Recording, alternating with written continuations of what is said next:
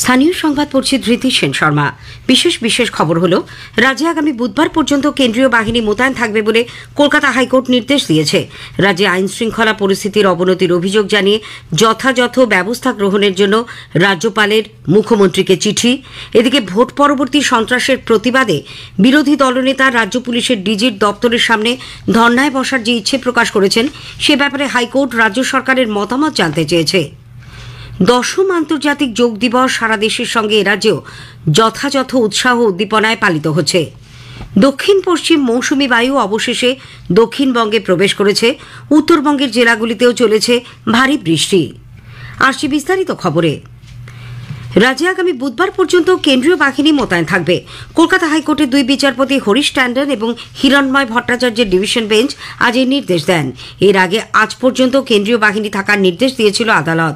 শুনানি চলাকালীন আজ রাজ্যের অ্যাডভোকেট জেনারেল কিশোর দত্ত আদালতে জানান, রাজ্য পুলিশের ডিজির অফিসে 4 থেকে 18 জুন পর্যন্ত 859টি অভিযোগ ইমেল মারফত জমা পড়েছে।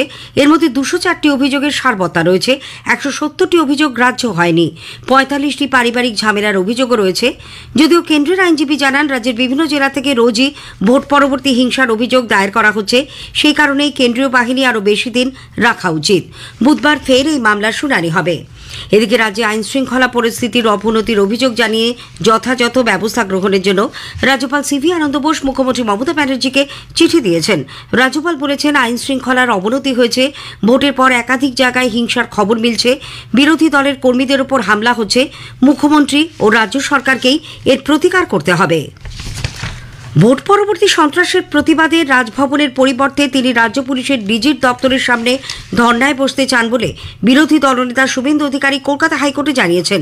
এ ব্যাপারে রাজ্য সরকারের মতামত জানতে চেয়েছেন বিচারপতি অমৃতা সিনহা। আগামী মঙ্গলবার রাজ্যকে এ ব্যাপারে নিজেদের অবস্থান স্পষ্ট করতে হবে। ভোট পরবর্তী হিংসায় আক্রান্তদের নিয়ে রাজভবনের সামনে ধর্নায় বসতে চেয়েছিলেন বিরোধী দলনেতা। 144 ধারা জারি থাকায় সেখানে ধর্নার অনুমতি দেয়নি রাজ্য পুলিশ। এই নিয়ে আদালতের দ্বারস্থ হন বাবু। গত অক্টোবর মাসে তৃণমূল কংগ্রেসের সর্বভারতীয় সাধারণ সম্পাদক অভিষেক বন্দ্যোপাধ্যায় রাজভবনের সামনে 5 দিন ধর্নায় বসেছিলেন। তাহলে তাঁদের কেন অনুমতি দেওয়া হচ্ছে না, সেই প্রশ্ন তুলেছিলেন শুভেন্দুর আইনজীবী। বিজেপির দাবি নিয়ে প্রশ্ন তুললেও তৃণমূলের ধর্নায় 144 ধারা ভাঙা নিয়ে পুলিশ কি ব্যবস্থা নিয়েছিল রাজ্যের কাছে তা জানতে চেয়েছেন বিচারপতি। লোকসভা ভোটের ফল ঘোষণার পর ফের কংগ্রেসে যোগ দিতে চেয়ে দলের সর্বভারতীয় সভাপতি মল্লিকার্জুন খার্গের কাছে আবেদন জানিয়েছেন প্রাক্তন রাষ্ট্রপতি প্রণব মুখোপাধ্যায়ের পুত্র অভিজিৎ মুখোপাধ্যায়। 2012 সালে জঙ্গিপুর আসনের উপনির্বাচনে কংগ্রেসের টিকিটে জয়ী হয়ে সাংসদ হন অভিজিৎ। 2014 সালেও কংগ্রেসের টিকিটে ওই আসনেই তিনি জয়ী হন।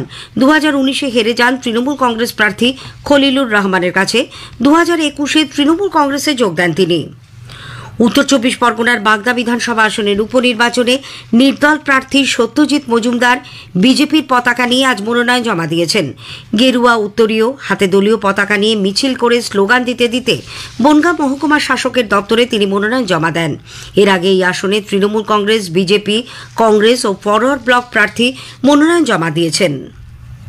কলকাতার মৌলালী যুবকেন্দ্রে আজ পশ্চিমবঙ্গ প্রদেশের বর্ধিত সভা অনুষ্ঠিত হয়। এতে কংগ্রেস সাংসদ রাহুল গান্ধীকে লোকসভার বিরোধী দলনেতা হিসেবে মনোনীত করার জন্য একটি প্রস্তাব গৃহীত হয়। লোকসভা নির্বাচন পরবর্তী পরিস্থিতি এবং দলের সাংগঠনিক বিষয় নিয়ে বিস্তারিত আলোচনা হয়। আলোচনার পূর্ণাঙ্গ রিপোর্ট সর্বভারতীয় কংগ্রেস কমিটির কাছে শীঘ্রই পেশ করা হবে বলে দলীয় সূত্রে জানা গেছে। আজকের প্রদেশ কংগ্রেস সভাপতি অধীর রঞ্জন চৌধুরী, সর্বভারতীয় কংগ্রেস কমিটির পর্যবেক্ষক গোলাম আহমেদ মীর, সাংসদ ঈশা খান চৌধুরী, কংগ্রেস নেতা শরদ রাউত, আব্দুস সাত্তার, প্রদীপ ভট্টাচার্য প্রমুখ উপস্থিত ছিলেন। এদিকে প্রদেশ কংগ্রেসের সভাপতি পদে তিনিই রয়েছেন বলে অধীর রঞ্জন চৌধুরী স্পষ্ট জানিয়েছেন। তিনি আজ সাংবাদিকদের প্রশ্নের উত্তরে তার অস্থায়ী রাজ্য সভাপতি হিসেবে থাকা নিয়ে জল্পনা খারিজ করে দেন। কোথাও সরকারি খাস জমি জবরদখল হলে সরকারি নীতি মেনে দ্রুত ব্যবস্থা গ্রহণের জন্য রাজ্য পুলিশের তরফে সব থানাকে নির্দেশ দেওয়া হয়েছে। নবান্নে গতকাল মুখ্যমন্ত্রী মমতা ব্যানার্জির জরুরি ভিত্তিতে ডাকা এক প্রশাসনিক বৈঠকে জমি দখল কড়া হাতে রুখতে হবে বলে নির্দেশ দেওয়ার পরেই রাজ্য পুলিশের এডিজি আইন শৃঙ্খলা মনোজ ভার্মা আজ ভবানী ভবনে সব জেলার পুলিশ সুপার ও পুলিশ কমিশনারদের সঙ্গে বৈঠক করেন। সেখানেই কোথাও জমি দখলের ঘটনা ঘটলে কোনো রাজনৈতিক রং না দেখে স্থানীয়দের সহযোগিতায় দ্রুত তা আটকানোর ব্যবস্থা করতে তিনি নির্দেশ দিয়েছেন। ঔপনিবেশিক আমলে চালু হওয়া ভারতীয় দণ্ডবিধি, ভারতীয় সাক্ষ্য আইন এবং ফৌজদারি কার্যবিধি, যা 1973 সালে সংশোধিত হয়ে ক্রিমিনাল প্রসিডিওর কোড হিসেবে পরিচিত হয়ে আসছে, এইসব বাতিল হয়ে আগামী 1 জুলাই থেকে চালু হতে চলেছে ভারতীয় ন্যায় সংহিতা, ভারতীয় সাক্ষ্য অধিনিয়ম এবং ভারতীয় নাগরিক সুরক্ষা সংহিতা। দেশের মানুষকে দ্রুত নির্দিষ্ট সময়সীমার মধ্যে নির্ভুল বিচার দেওয়াই এই 3টি আইনের লক্ষ্য বলে কেন্দ্রীয় সরকার জানিয়েছে। ভারতীয় ন্যায় সংহিতা নিয়ে আকাশবাণী কলকাতার সংবাদ বিভাগ আজ রাত 9:45 একটি বিশেষ আলোচনা সম্প্রচার করবে।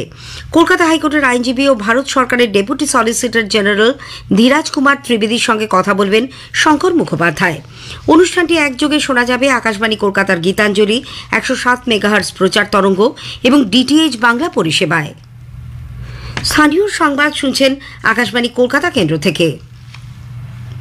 আজ 10ম আন্তর্জাতিক যোগ দিবস। সারা দেশের সঙ্গে এরাজ্যেও উৎসাহ উদ্দীপনায় দিনটি পালিত হচ্ছে। একটি প্রতিবেদন। শুধু নিজে নয়, পারিপার্শ্বিক সমাজকে সুস্থ রাখার নাগরিক দায়িত্বের কথা স্মরণ করিয়ে দিতে এবার বিশ্ব যোগ দিবসের বার্তা নিজের এবং সমাজের জন্য যোগ। যোগ দিবস উপলক্ষে দিনভর আয়োজিত নানা অনুষ্ঠানের মধ্যে সেই ভাবনারই প্রতিফলন দেখা গেছে। সকালে কলকাতা রাজভবনে আয়োজিত অনুষ্ঠানে যোগাভ্যাসে অংশ নিয়ে রাজ্যপাল সিভি আনন্দ বোসের বার্তাতেও সার্বিক সুস্থতা ও নীরব সমাজ গঠনের গুরুত্বের কথা উঠে এসেছে। আবার কলকাতা ময়দানে ক্রীড়া ব্যক্তিত্বদের সঙ্গে সাধারণ নাগরিকদের যোগাভ্যাসের ছবিও ধরা পড়েছে। কোথাও সেনা ও আধা সেনা বাহিনীর জওয়ানদের সঙ্গে যোগ ব্যায়াম করেছেন স্কুল পড়ুয়া থেকে শুরু করে বৃদ্ধাশ্রমের আবাসিকরা। আকাশবাণী কলকাতার দফতরে আয়োজিত যোগ দিবসের কর্মশালায় আলোচিত হয়েছে সাধারণ কিছু যোগ অনুশীলনের মধ্যে দিয়ে সুস্থ থাকার চাবিকাঠি। সব মিলিয়ে সুস্থ সবল সমাজ গড়ার অঙ্গীকারকে পুঁজি করেই উদযাপিত হয়েছে 10ম বিশ্ব যোগ দিবস। অভিরূপ ভট্টাচার্য, আকাশবাণী সংবাদ, কলকাতা। বিভিন্ন জেলা থেকেও দিনটি পালনের খবর এসেছে। দীঘায় যোগাভ্যাসে অংশ নেন বিরোধী দলনেতা শুভেন্দু অধিকারী।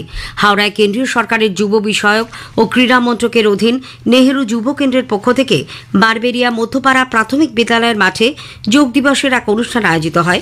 150 জনেরও বেশি শিক্ষার্থী এতে অংশ নেন। কোনায় জেলা স্পোর্টস ক্যারাটে একাডেমির উদ্যোগে আরেকটি অনুষ্ঠানে যোগ প্রশিক্ষক হিসেবে উপস্থিত ছিলেন 84 বছরের নিমাই চন্দ্র ঘোষ। এখানে অংশ নেন 100 জনেরও বেশি। জলপাইগুড়ির চালসা গয়ানাথ উচ্চ বিদ্যালয়ে বিশেষ যোগ শিবিরের আয়োজন করা হয়।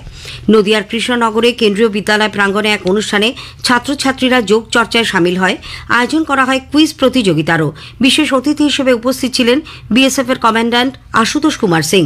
বিএসএফ এর পক্ষ থেকেও আরেকটি অনুষ্ঠানে পদস্থ কর্তা এবং জওয়ানরা যোগ চর্চায় অংশ নেন। বিশ্বভারতী বিশ্ববিদ্যালয়ে সকালে উপাসনা গৃহের উল্টো দিকে পুরনো মেলার মাঠে যোগ ব্যায়াম করেন ভারপ্রাপ্ত উপাচার্য, কর্মী, অধ্যাপক ও ছাত্রছাত্রীরা। অষ্টাদশ মুম্বাই চলচ্চিত্র উৎসব আজ শেষ হচ্ছে। এবারই প্রথম উৎসবের মূল কেন্দ্র মুম্বাই ছাড়াও দিল্লি, চেন্নাই, কানপুর ও কলকাতাতে একযোগে এই উৎসব উদযাপিত হয়। সব শহরের সঙ্গে কলকাতার Satyajit Ray film and television ইনস্টিটিউটে ছবি প্রদর্শিত হয়। এবারের উৎসব প্রসঙ্গে ইনস্টিটিউটের চিত্রনাট্য ও পরিচালনা বিভাগের অধ্যাপক অভ্র আইচ বললেন, কলকাতার Satyajit Ray film and television ইনস্টিটিউটে গত 15 জুন থেকে আজ অবধি 56টি স্বল্প দৈর্ঘ্যের ছবি, অ্যানিমেশন ও তথ্যচিত্র প্রদর্শিত হলো। মুম্বাই ইন্টারন্যাশনাল ফিল্ম ফেস্টিভ্যালের মতো চলচ্চিত্র উৎসব সেসব ছবি দর্শকদের দেখার সুবিধে করে দেয়। আমরা আশা করব পরের বার আবার আমরা কলকাতাতে এই উৎসবকে আরো বড় করে পাবো। দক্ষিণ পশ্চিম মৌসুমী বায়ু অবশেষে দক্ষিণবঙ্গে প্রবেশ করেছে। নির্ধারিত সময়ের 11 দিন পর আজ উত্তরবঙ্গের বাকি সব জেলার পর দক্ষিণবঙ্গে উত্তর 24 পরগনা, নদিয়া, কলকাতা, দক্ষিণ 24 পরগনা ও মুর্শিদাবাদের বেশিরভাগ অঞ্চল এবং পূর্ব মেদিনীপুর, হাওড়া, হুগলি, পূর্ব বর্ধমান ও বীরভূমের কিছু এলাকায় বর্ষা প্রবেশ করেছে বলে আবহাওয়া দপ্তর সূত্রে জানা গেছে। আগামী 3-4 দিনে এটি দক্ষিণবঙ্গের অন্যান্য এলাকাতেও অগ্রসর হবে। দক্ষিণবঙ্গের জেলাগুলিতে বিক্ষিপ্ত বৃষ্টি হতে পারে। কলকাতায় গত 24 ঘন্টায় বৃষ্টি হয়েছে 3 মিলিমিটার। বৃষ্টিতে অসহ্য গরমের হাত থেকে কিছুটা স্বস্তি মিলেছে।